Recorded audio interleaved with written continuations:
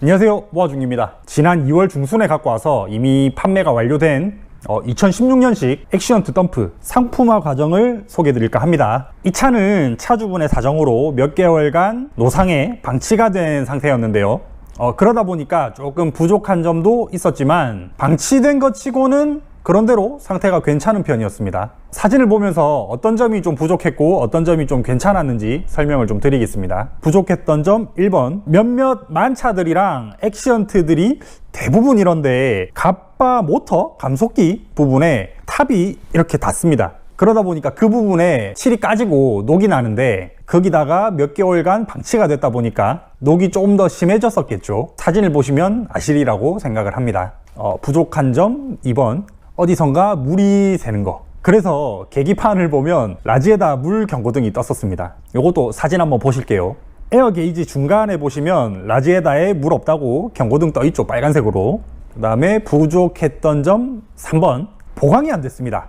저는 처음에 이 외관상에 적재함 용접 자국이 이렇게 쭉 나 있었는데 그걸 보고 이게 딱 바닥만 보강이 돼 있구나 라고 생각을 했었습니다. 근데 적재함 안을 살펴보니까 이게 보강을 하면서 생긴 불자국이 아니고 보강을 불어내면서 생긴 불자국이더라고요. 추측을 좀 해보자면 전차주분이 차를 사올 때는 바닥이 보강이 돼 있었는데 용도에 맞게 쓰시려고 그 바닥 보강을 불어내셨던 것 같습니다. 부족한 점 4번, 제가 볼보로 영상을 소개를 한번 드린 적이 있는데 요새 차량들에는 대부분 자가진단 기능이 있죠. 요 액시언트도 마찬가지인데 그 자가진단 들어가는 핸들의 버튼이 고장이 났었습니다. 그래서 자가진단을 통해서 이 차가 지금 현재 어떤 상태인지 최소한의 진단을 하지 못하고 인수를 했었습니다. 제가 차가 있는 현장에서 느끼기에는 요 정도가 부족하다고 느꼈었는데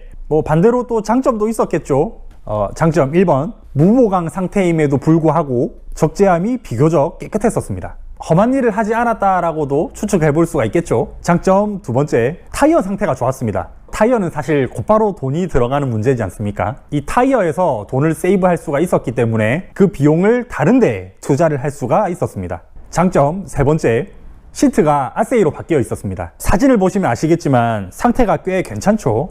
이 시트를 트라우걸 내리고 많이들 올리시던데 기존 시트는 연식이 있는 만큼 상태가 좋지 않았을 텐데 신품 시트가 올라가 있었고 어쨌든 이런 걸 신경 쓰셨다는 거는 또 차에 애정이 있었다는 거 아니겠습니까?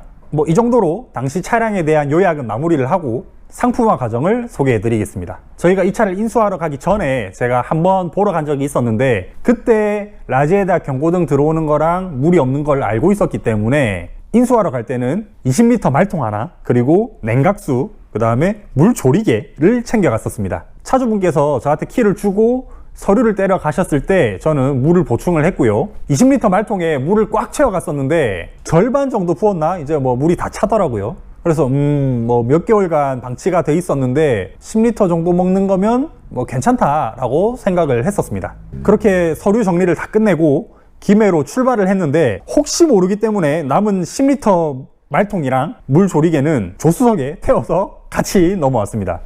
다행히 대부분의 복귀길은 무사했습니다. 근데 김해 초입인 대동 IC 정도에서 문제가 생기더라고요. 이 보시는 사진처럼 55km 정도를 주행한 시점에 톨게이트가 보이는 시점이었는데 다시 한번 계기판에 이 라지에다 경고등이 들어왔습니다.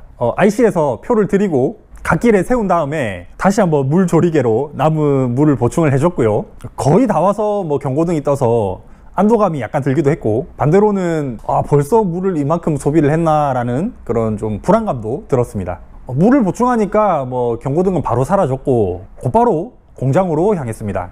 얼마 지나지 않아 가지고 공장에 도착을 했고 도착하자마자 어디가 새는지 확인을 해보니까 한 부위에서 물이 줄줄줄줄 새고 있더라고요.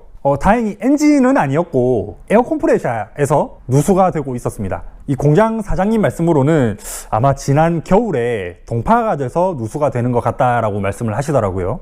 사실 처음부터 컴프레셔 아세이를 교체할 생각은 아니었습니다. 근데 이 누수되는 게 구조상 이 아세이를 교체를 해야 된다고 하셔가지고 콤프 아세이를 교체를 하게 됐고요. 콤프는 어쨌든 간에 현대모비스 부품점에서 주문을 하실 테니까 운전석 도어 트림 이 창문 스위치 있지 않습니까?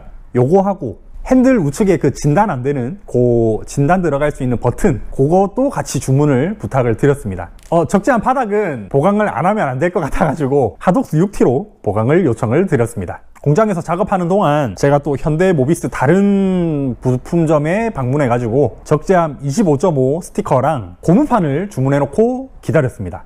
보강이랑 홈프 작업이 끝났다고 하셔가지고 가지러 갔는데 보강, 홈프, 냉각수 교체까지 깔끔하게 돼 있었고, 감사하게도 사장님께서 이 도어 트림 창문 요 버튼이랑 핸들 버튼도 교체를 해주셨더라고요. 창문은 요 잘 작동이 되더라고요. 근데 이 진단 들어가려고 버튼을 눌렀는데 여전히 멍텅구리인 겁니다. 작동 안 되는 거는 뭐 현장에서 어떻게 할 수 없으니까 일단은 저희 사무실로 갖고 왔습니다. 이 보강 자국 생긴 거 싹 갈아내고 그 부분만 살짝 칠을 해줬습니다. 핸들에 버튼 안 되는 거는 인터넷 검색해 보니까 누가 클럭 스프링 얼마 안 하니까 그것까지 한번 바꿔보라 라고 말씀을 하시더라고요. 그래서 그거까지 같이 주문을 했습니다. 그 클럭 스프링은 제가 직접 교체를 했고 생각보다 쉽습니다. 혹시 뭐 비슷한 증상 아니면 똑같은 증상의 액시언트가 입고가 된다면 다른 분들이 따라 하실 수 있게 이 다음에 박 부장의 다이 교실을 한번 열어보겠습니다. 다행히 클럭 스프링을 교체를 하니까 핸들 버튼이 작동이 되더라고요. 혹시나 하는 마음에 이제 진단에 들어가서 이 차의 상태를 확인해 봤는데 다행히 그 계기판상에 뜨는 문제는 없었습니다. 참, 그리고 빼먹은 부분이 있는데 아까 탑 뒤쪽에 찍힌 부분이 있다고 말씀을 드렸었죠. 그 부분도 아무래도 보기가 싫다 보니까 그 부속집에서 주문할 때 프라이마 캔 한 통하고 그 다음에 액시언트 컬러 코드인 스피어 그레이 한 캔 이렇게 샀었습니다. 녹 안 나게 사포로 살짝 갈아내고 그 다음에 프라이마 뿌리고 캔 스프레이로 이렇게 마무리를 해줬습니다. 되게 잘 나왔는데 제가 사진 찍어 놓은 게 없어갖고 요거는 뭐 증빙을 못 해드리겠네요. 되게 칠이 잘 됐습니다. 그 다음에 4축 고무판, 요거는 사실 뭐 해도 되고 안 해도 됐는데 조금 애매하게 지저분하길래 뭐 교체를 해줬습니다. 또 오브기어에서 약간 누유가 있어가지고 임시방편이긴 하지만 이렇게 파워오일도 보충을 해줬고요. 보충이 좀 과했는지 넘쳤습니다. 이 정도 하니까 이제 차가 태가 나더라고요.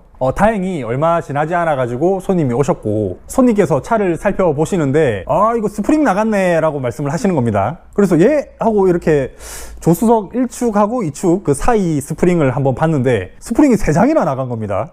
죄송합니다. 이 변명이긴 한데 요거 소음기가 하도 크게 있어 가지고 요까지는 못 봤습니다 라고 말씀을 드리고, 앞서 말씀드린 것처럼 오무기어에 누유가 있다 보니까 뭐 이런 부분 저런 부분 감안을 해가지고 시원하게, 뭐 얼마라고 정확하게 밝혀드릴 순 없지만 시원하게 절충을 해드렸고, 그 다음에 제가 올린 차대번호 오데간노 영상을 보시면 아시겠지만 검사를 제가 받아드리기로 해서 조수석 스프링을 통구비로 교체를 했고요.